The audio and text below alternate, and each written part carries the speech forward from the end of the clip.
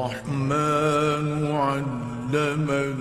القرآن خلق الإنسان علمه البيان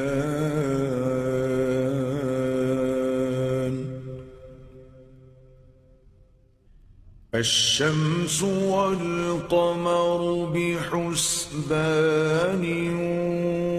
والنجم والشجر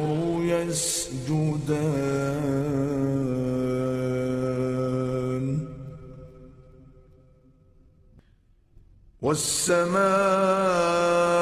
والسماء رفعها ووضع الميزان ألا تطغوا في الميزان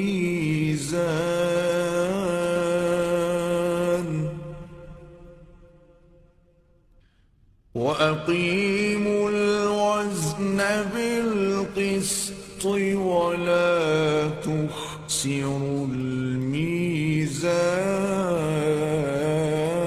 الميزان والأرض وضعها للأنام فيها فاكهة والنخل ذات الأكمام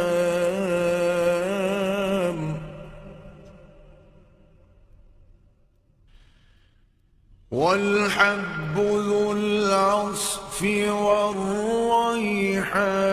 والريحان فبأي آلاء ربكما تكذبان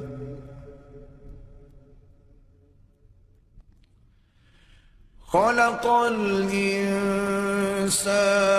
من صلصال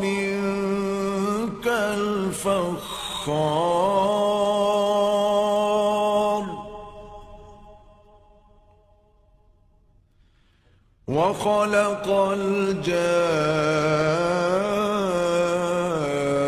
الجان من مارج من نار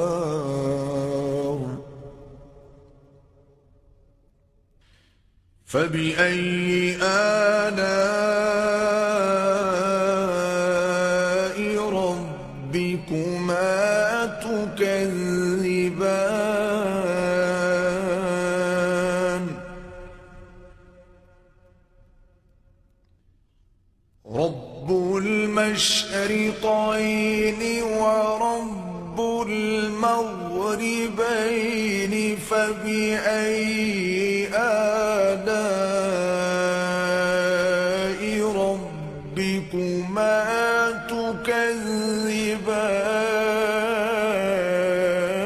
تكذبان مرج البحرين يلتقيان بينهما برزخ لا يبغيان فبأي آلاء ربكما